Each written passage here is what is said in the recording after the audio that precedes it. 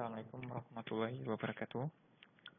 Hari ini kita masuk ke pertemuan yang ke-5, membahas materi tentang grup. Ya, jadi kita akan membahas materi tentang grup.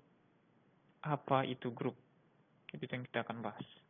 Jadi inti dari materi semua sebenarnya adalah ini. Jika kalian menguasai grup, materi grup ini, insya Allah materi-materi yang akan datang akan dengan mudah kalian pahami. Jadi, kemarin kita sudah mempelajari operasi biner dan jenis-jenisnya. Ya, jadi materi yang kemarin itu akan juga kita gunakan untuk mendefinisikan grup. Jadi, lihat definisinya 4.1.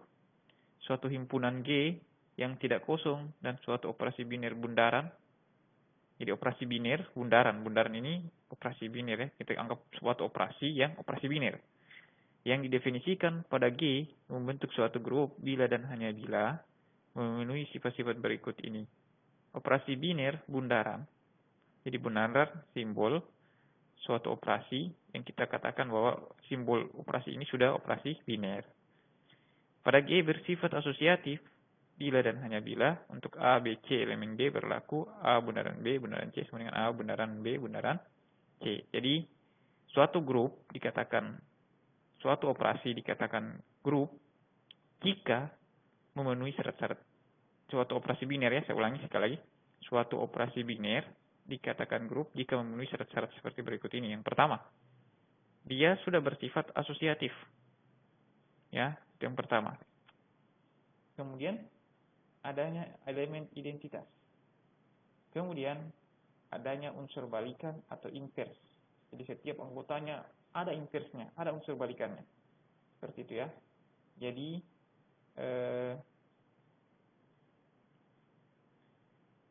sifat yang dipenuhi suatu operasi biner untuk dikatakan grup harus memiliki 3 sifat ini ya, asosiatif, identitas, dan setiap anggota memiliki invers atau balikan.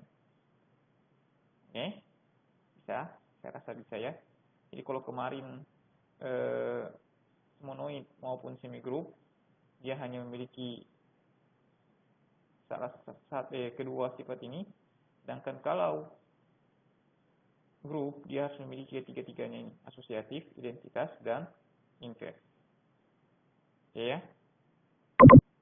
Jadi ketika dia sudah memiliki 3 sifat ini, dia dikatakan adalah suatu grup. Ya, kita lihat. Jika himpunan G terhadap operasi biner bundaran membentuk suatu grup, maka grup G ini dinyatakan denominasi G bundaran. Tidak setiap grup memiliki sifat komutatif terhadap operasi binernya. Jika grup G masih memiliki sifat bahwa, jadi saya ulangi, jika dia memiliki sifat yang keempat ini, yaitu sifat komutatif, di mana A bundaran B sama dengan B bundaran A, maka G itu disebut grup abelian. Ya, bisa saya rasa ya. Jadi intinya ketika dia sudah memiliki 3 sifat ini, maka dia sudah dikatakan grup.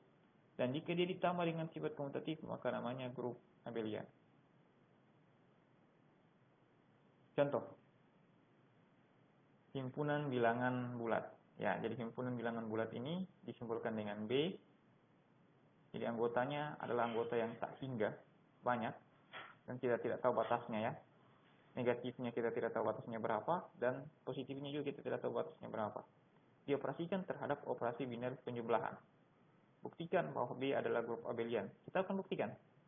Yang pertama A, sifat asosiatif dipenuhi, yaitu penjumlahan bilangan-bilangan bulat bersifat asosiatif. Ya, ini benar. Jadi kita bisa katakan sifat asosiatif pada bilangan bulat itu dipenuhi. Ya, jadi saya ulangi. Kenapa kita tidak usah buktikan lagi sifat tertutup? Karena di sini dikatakan operasi biner. Kalau operasi biner berarti dia sudah pasti tertutup ya. Sudah dikatakan operasi biner. Jadi tidak perlu lagi kita buktikan dia tertutup atau tidak. Ya, kita lanjut ya. Jadi sifat asosiatif dipenuhi, yaitu penjumlahan bilangan-bilangan bulat bersifat asosiatif ya. Semua penjumlahan bilangan-bilangan bulat bersifat asosiatif. Ya, kalau misalnya kalian temukan ada beberapa bilangan bulat yang tidak bersifat asosiatif, maka secara keseluruhan bahwa bilangan bulat terhadap operasi biner penjumlahan itu bukan suatu grup atau tidak memiliki sifat asosiatif. Ya. Tapi kita tidak akan karena seluruh bilangan di bilangan bulat itu bersifat asosiatif, bisa dipastikan ya. Jadi caranya memastikan ini bagaimana? Ya kita cukup cari satu bilangan saja yang tidak bersifat asosiatif, maka secara keseluruhan tidak bersifat asosiatif. Ya. Sekarang kita lihat yang B. B terhadap operasi penjumlahan mempunyai elemen identitas yaitu 0. Sebab untuk setiap A elemen B, maka A tambah 0 sama dengan 0 tambah A sama dengan A. Jadi identitasnya yaitu 0. Mengapa 0? Karena 0 dijumlahkan dengan apapun menghasilkan bilangan apapun itu. Ya. Jadi 0 di sini tidak mempengaruhi bilangan-bilangan lain. Jadi dikatakan jadi identitas terhadap bilangan bulat terhadap operasi penjumlahan yaitu 0. Ya. Yaitu 0. Kemudian kita lihat yang C. Yang C, setiap elemen B mempunyai inverse terhadap operasi penjumlahan. Di mana A elemen B ada inverse dari A, jadi A elemen B, A anggota bilangan bulat, pasti ada inverse dari A sama dengan negatif A. Ya, itu.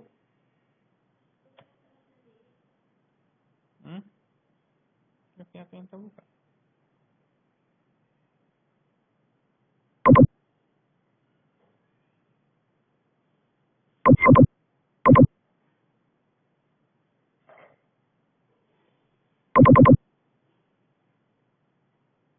Ini masih rekam. Ya, oke. Selanjutnya, setelah kita pastikan dia memiliki inverse, jadi di mana setiap anggota A itu pasti memiliki inverse, kita bisa buktikannya kalau 5, inverse-nya negatif 5 dan seterusnya ya. Tinggal ditambahkan negatif di depannya. Kalau 0, inverse-nya adalah 0 itu sendiri ya, karena 0 adalah identitas, maka inverse-nya adalah bilangan itu sendiri. Oke. Kemudian sifat komutatif ternyata dipenuhi pula. Berarti kita bisa simpulkan bahwa grup bilangan bulat itu suatu operasi biner bilangan bulat itu dikatakan grup abelian. Grupnya dipenuhi dengan terpenuhinya 3 sifat ini, sedangkan sifat komutatif menandakan bahwa dia memiliki sifat grup abelian atau grup komutatif juga bisa ya. Oke, sekarang kita lihat contoh 4.2. Misalkan G248 dengan operasi perkalian modulo 14. Tunjukkan bahwa G dengan operasi kali merupakan suatu grup abelian. Penyelesaian, kita ingat kembali relasi kongruensi dalam teori bilangan, di mana dikatakan 8 kali 4 itu sama dengan 32 ya secara bilangan bulat. Operasi perkalian bilangan bulat. 8 kali 4 itu 32. Namun kita tidak bicara tentang operasi perkalian bilangan bulat, tapi kita bicara tentang operasi perkalian modulo 14. Modulo 14. Kita lihat 8 kali 4, 32. 32 dibagi 14, atau perkalian 14 yang mendekati 32 adalah 28. 28 untuk mencapai 32, dia kurang berapa? Kurang 4. Jadi hasilnya adalah 32 kongruensi terhadap 4 pada modulo 14. Jadi 8 kali 4 terhadap operasi perkalian modulo 14 itu adalah 4. Sebab 32 kurang 4 adalah kelipatan dari 14. Ya. Ya, kelipatan dari 14 itu berapa? 28. Oke.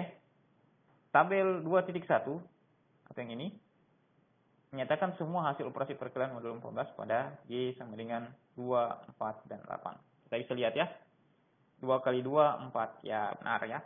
2 kali 4, 8. Benar. 2 kali 8, 16. 16 terhadap kelipatan 14 yang mendekati adalah 14. Jadi 16 kurang 14 yaitu 2. Jelas ya. Dan seterusnya. Jadi kalau kita lihat dari tabel ini, bahwa terbukti bahwa operasi yang ada, jadi kenapa dia harus dibuktikan tertutup? Karena di sini dia tidak katakan operasi biner ya.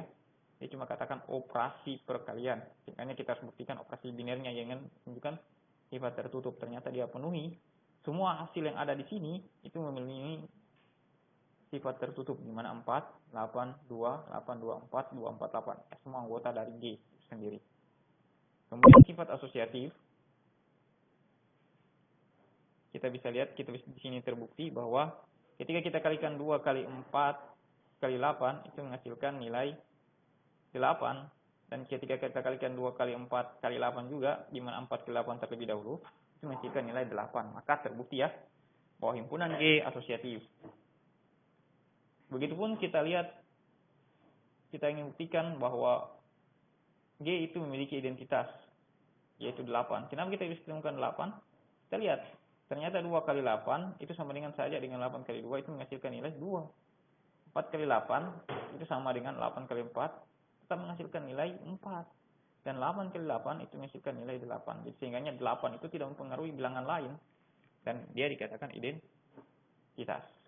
Sekarang kita akan cari inverse dari tiap elemen tersebut. Yaitu yang pertama 2. Inverse dari 2 yaitu 4. Inverse dari 4 yaitu 2. Inverse dari 8 yaitu 8. Kenapa inverse dari 2, 4? Kita lihat perkaliannya. Bilangan 2 dikalikan berapa yang menghasilkan identitas, yaitu identitasnya kan 8, berarti dikalikan dengan 4. 4 dikalikan berapa yang menghasilkan 8, ternyata dikalikan dengan 2. 8 supaya menghasilkan identitas 8 yaitu dikalikan dengan 8 itu sendiri. Sehingga identitas juga terpenuhi. Komutatif ternyata setelah diselidiki juga terpenuhi. Sehingga terbukti bahwa G dengan operasi perkalian, himpunan G 248 terhadap operasi perkalian modulo 14 merupakan suatu grup abelian.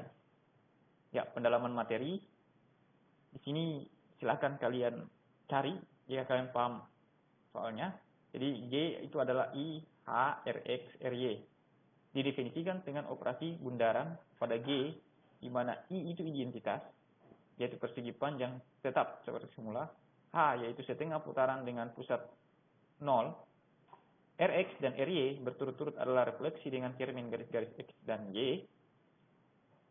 Perhatikan gambar di sampingnya, seperti itu. Tunjukkan bahwa G terhadap operasi perkalian, ya, perkalian definisinya di atas, merupakan suatu grup abelian. Jadi silakan kalian buktikan bahwa operasi tersebut adalah operasi grup abelian. Definisi operasinya seperti ini ya, I, H, Rx, dan Ry. Jadi suatu grup dengan operasi biner perkalian disebut grup multiplikatif, dan jika operasi penyuluhan disebut grup aditif. Ya, nama lain dari operasi biner terhadap perkalian itu dia bisa disebut grup multiplikatif, dan jika dengan operasi penyuluhan nama lainnya yaitu grup aditif. Banyaknya elemen suatu grup G ditulis dengan notasi NG, ini sama dengan himpunan ya, dan disebut order dari grup G. Suatu grup yang banyaknya elemen tak berhingga infinite disebut grup tak berhingga, seperti contoh 4.1, sedangkan suatu grup yang banyaknya elemen berhingga disebut grup berhingga, seperti contoh 4.2. Oke, cukup sekian materi dari saya hari ini, dan kalian lanjutkan dengan latihan soal. Soalnya cuma 4 nomor, pertanyaannya sederhana. Benar atau salah pernyataan di bawah ini? Jika benar, buktikanlah, dan apabila salah, mengapa? Jadi 4 soal ini dikumpul minggu depan ya. Soalnya tidak terlalu sulit, seolah kalian bisa jawab. Jadi pertanyaan, jika nomor 1 kalian anggap benar, buktikan. Bisa, kenapa dia grup? Buktikan ya sifat-sifat yang dia memerlukan. Dia cuma memerlukan 3 sifat itu. Begitupun nomor 2, nomor 3, dan nomor 4. Jadi 1, 2, 3 ini adalah himpunan tak berhingga, sedangkan nomor 4 adalah himpunan berhingga. Oke, sekian dari saya. Wabillahi taufiq. Wassalamualaikum warahmatullahi wabarakatuh.